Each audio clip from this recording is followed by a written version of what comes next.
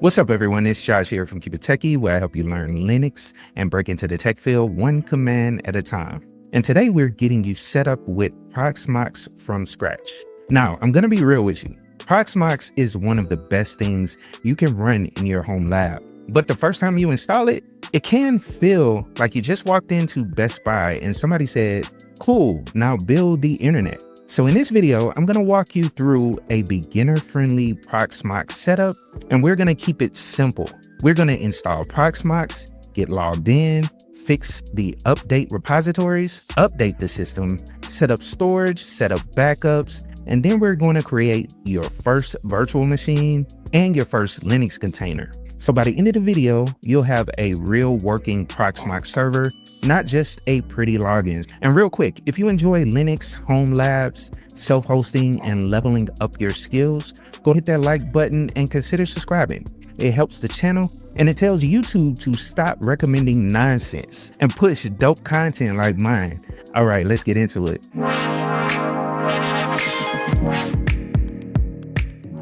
Now, before we install anything, here's what you need.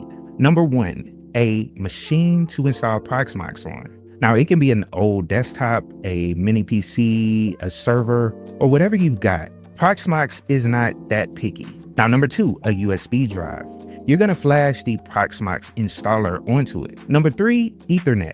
Now, I know Wi-Fi is tempting, but for servers, Ethernet is the grown-up choice. And number four, you need to know what network you're plugging this into, because Proxmox wants an IP address, and you want that IP address to stay the same. Now, optional, but highly recommended. If you've got a NAS, we'll also talk about connecting that with NFS for backups and storage. Now, if you got all that, let's get to the install. So at this point, I already flashed the Proxmox ISO to a USB drive. If you don't know how to do that, I'll put a quick guide in the description.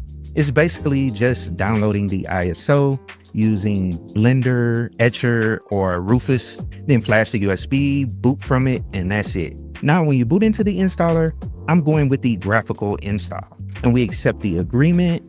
And now we hit the disk section. And here's what you're gonna see. Every drive Proxmox detects. And so I'm installing to my boot drive right here. Now you'll notice there are options for different file system types. For most beginners, I'm gonna say something that might save you hours of doom scrolling. Just use ext4. Yes, ZFS is amazing. Yes, it has cool features. But if you don't know what you need ZFS for yet, you probably don't need it on day one. Now, if you do have two boot drives and you want redundancy, you can do ZFS RAID 1 or BetterFS RAID 1. But most people are starting simple. So I'm selecting ext4, clicking OK, and moving on.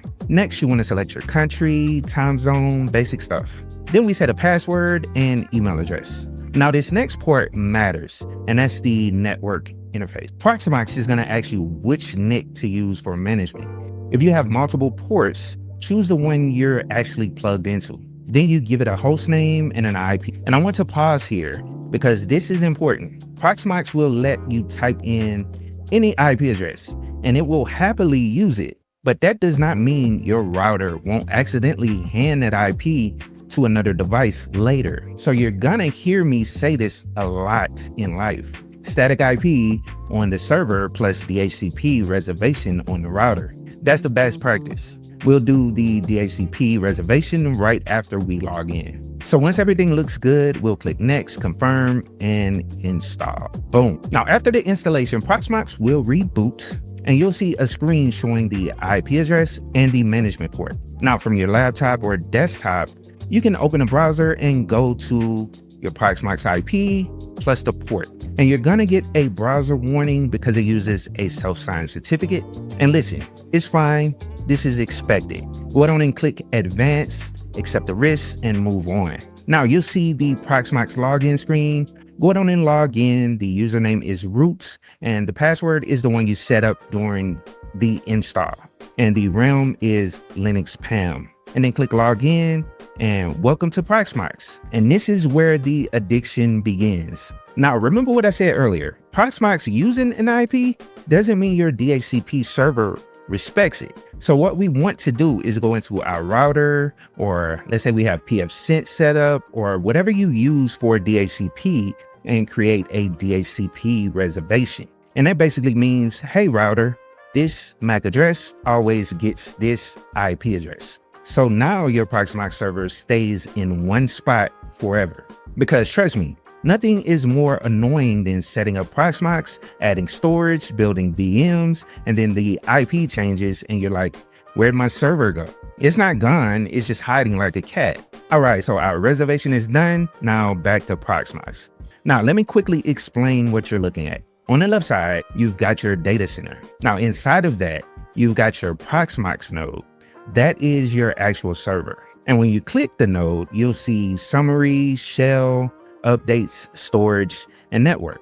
And we're gonna walk through this in the exact order that makes your life easiest. The first thing we need to fix is updates, because a fresh Proxmox install without updates is like buying a new car and never changing the oil. So here's the deal. Proxmox has an enterprise repository that's meant for paid licenses. If you're running this at home, you'll normally use the non-subscription repository.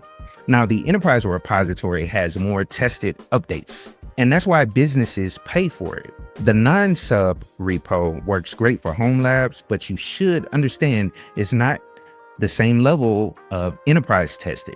But in my experience, it's totally fine for home use. Just be aware of what you're doing. Now, you can do this manually. You can disable the enterprise repo and enable non-sub repo, or you can use the Proxmox helper scripts. There's a script called the post install script that asks you the right questions and set it up quickly. And of course, I'll have the link down in the description of the video so you can get over there and look at those helper scripts. Now, yes, scripts can be risky if you don't trust what they do, so always read them or at least understand the changes that they make.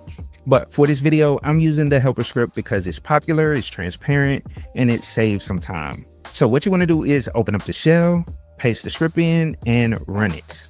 Then it will ask you to fix the sources. We want to type yes, then disable enterprise repos. Then you want to type yes, and then enable non-sub repos, and we want to type yes. Then it asks about the subscription nag.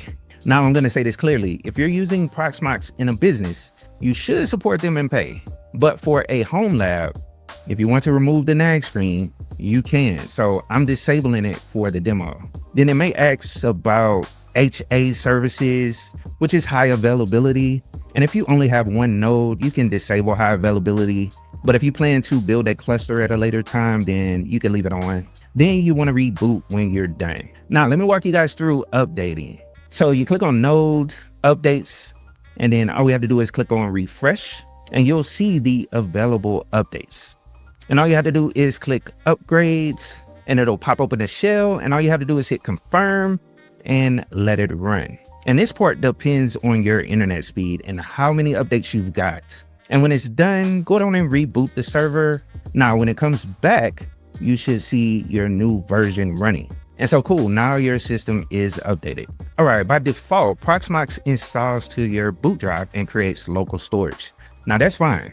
If you have extra drives inside the Proxmox box, you can add those too, as LVM, ZFS, directory storage, whatever fits your setup. But here's what I recommend for most home labbers. If you have a NAS, connect your server to it using NFS, because then you get a place to store backups, a place to store ISO images, and more flexibility without filling up your boot drive.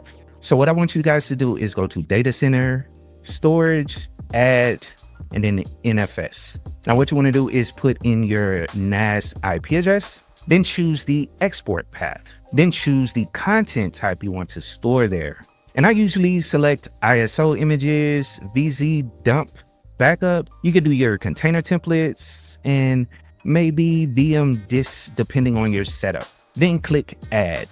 Now Proxmox has NAS backed storage, and now we can do backups. So let's head over to backups and then add under data center. And then we can set up a schedule. We can pick a time when your server is usually chilling. Let's say daily at midnight, when the server is most likely not going to be used.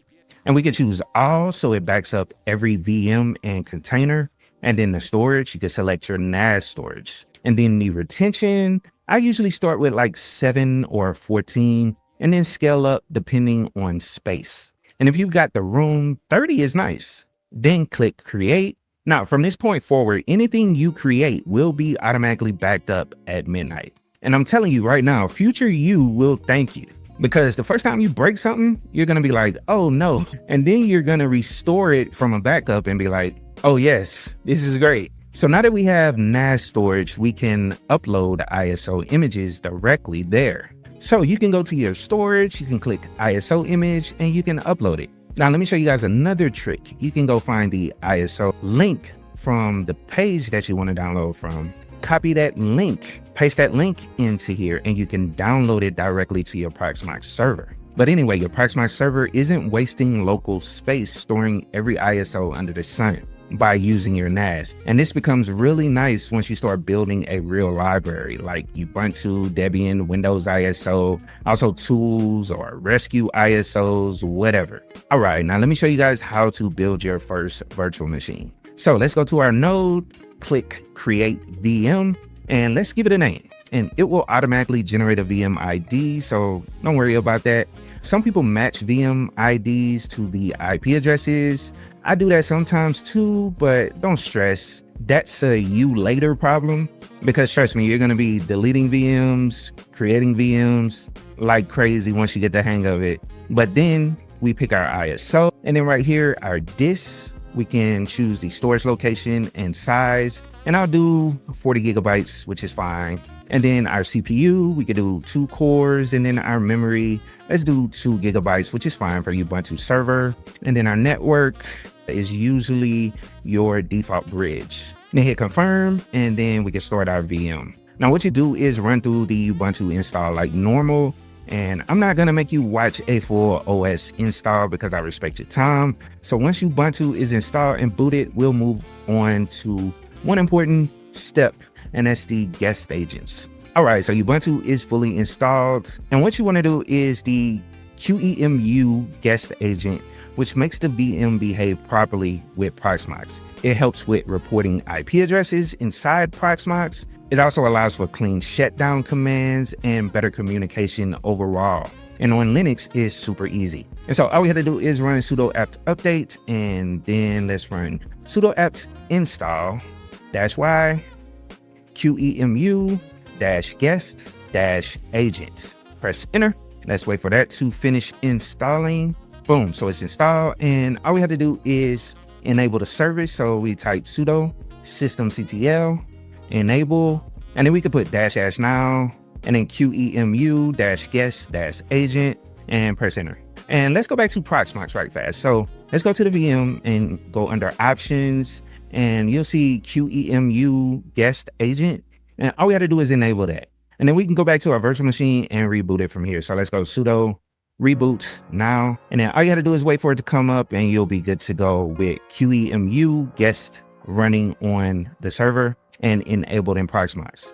Now for Windows, it's a little bit different because you usually need virt.io drivers. So what you have to do is download the virt.io ISO, upload it to storage, mount it to the VM as a CD drive, and install the drivers inside of Windows. So if you want a full Windows 11 on Proxmox tutorial, I could do that at a later date. Just say the word in the comments and I'll walk you guys through that as well. Now, Linux containers are crazy powerful, and I feel like people skip them because VMs feel more familiar, but containers use less overhead, they start fast, and they're perfect for lightweight services. So think Pi-hole or Nginx Proxy Manager. I think you guys seen me do a video on that a couple days ago.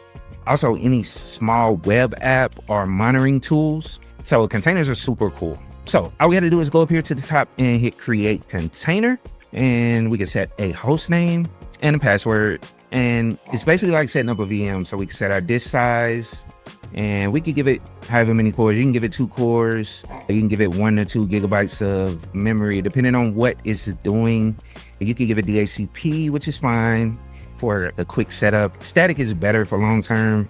And then hit confirm, and then you get started. Now, if you open up the console, and it's acting weird, go into the options and change the console mode. Sometimes that fixes it, but then you log into it and you're off to the races. Now let's talk about the security when it comes to containers, because when you create a container, you'll see an option for privileged versus unprivileged. Unprivileged is safer by default. Privileged is more flexible, but it can have more access to the host, so you need to be careful. Some people use privileged containers for stuff like mounting NFS or SMB shares inside the container, but my recommendation is to start with unprivileged. And if you need to mount, a share later, learn how to pass resources safely or use a VM for that workload. Now, again, containers are awesome, but you want to understand what you're doing.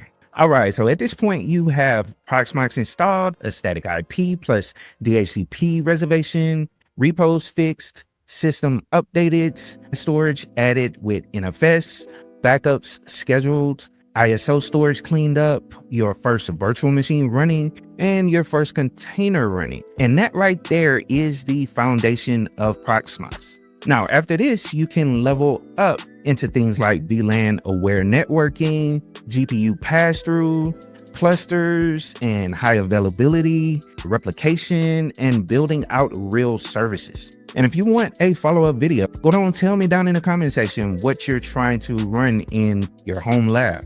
Like for instance, Plex, Jellyfin, Nextcloud, Docker Stacks, which I've done a lot of those videos on my channel. All you have to do is search under my videos. You'll see a lot of those videos already done, but I'll definitely do them again, and I'll build my next video around that if it's something that I have not covered. But if this video helped you out, go down and hit that like button, subscribe, and drop any questions that you have down in the comments. And hype this video if you can. But thanks for watching, and like I always say, keep exploring, keep learning, and as always, keep it techie. See you guys in the next one. Peace.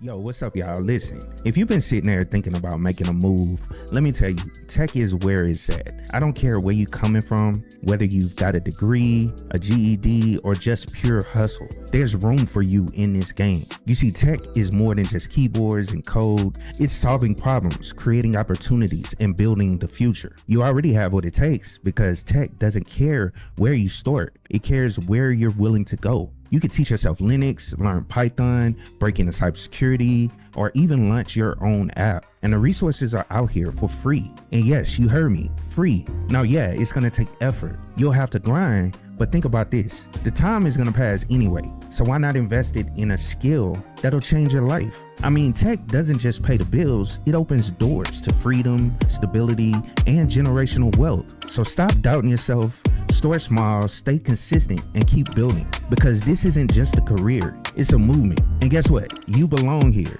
So let's get it, because the future is yours to build. Keep it techie.